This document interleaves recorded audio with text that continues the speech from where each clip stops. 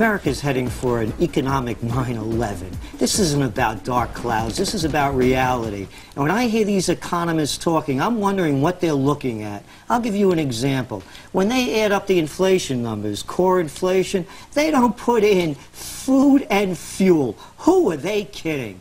The real people, the working people in this country are already in a recession. Just look at the numbers. Median household income, half above, half below, is below 1999 levels. For the real working people, when they're going to the pump, there's a recession.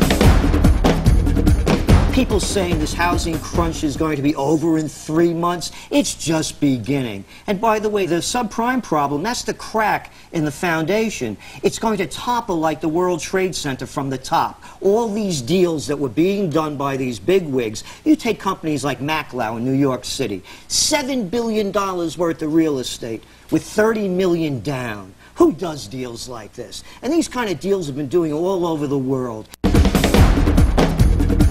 Fed says, listen, we're not minimizing this, that this is a non-existent problem, but we believe that where there'll be some losses, there'll also be some growth, there'll be ebbs and flows, was what Bernanke and also the Treasury Secretary have had to say, that, you know what, it's not all dark clouds, we're going to get out of this, this is a correction. When you hear that, your reaction is? It's jive talk. I mean, look, we said back in our Trends Journal in March 20th of this year, the Fed was in a rate trap. We said if they lower rates, they crash the dollar. Voila, the dollar's crashed, they lowered rates. You hear all these people on Wall Street yelling to low rates. If they raise rates, they crash the economy. The game is over. And the Fed is highly responsible for doing this by bailing out their buddies with cheap money over and over again. This trend has been long in the making, and now it's come home to roost. Right. You know the people that know it? The people on the street. They're the ones that know. Not on Wall Street, on the real street. There's the media world, the political world, and the real world. In the real world, people know what's going on. Gerald, you guys have been, and I don't know if it's you guys or maybe just you, been right on the money with a lot of these predictions. I mean, I can go through a list. You know, you predicted what the dot-com bubble before it happened, the real estate bubble and the crash before it happened, That's right. And the war in Iraq, and on and on and on. Your thoughts on the next president? Who will it be? Well, here's we're How saying. do you handle that tough one? Well, this is it. We say Obama if it's the economy, McCain if it's war. If we do end up going to war with Iran, then November will be McCain. And that's the climate in October, November. It's McCain. If it's the economy, it's Obama. You paint a really bleak picture that we could be facing a depression as great or worse than the Great Depression. You're talking about tax revolts, gas riots, people living in self-storage units. You look at our Trends Journal. We predicted these before they would happen. I'll tell you why the depression is going to be worse than the last one. With the last depression, most people didn't own homes. There was no such thing as home equity loans. Our parents didn't have credit cards. All right.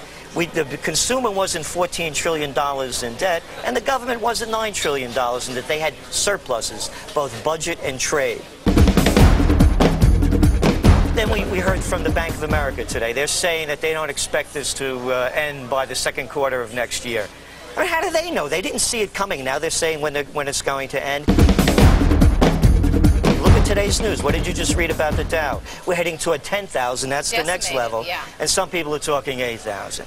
He predicted the stock market crash of 1987 and the breakup of the Soviet Union. And that man joins us right now. Good morning. Buongiorno. Yeah, we appreciate your time this year. So this year, you're predicting a Category 5 economy. The big news is interest rates, and the Federal Reserve has to raise interest rates to keep the value of the dollar high, because the United States is reliant on outside investors, and they don't want to get paid back with cheap dollars. The downside, of course, is the economy is already slowing down. We see in home sales, not great retail sales for Christmas. So the big news is, as we look at it, watch gold.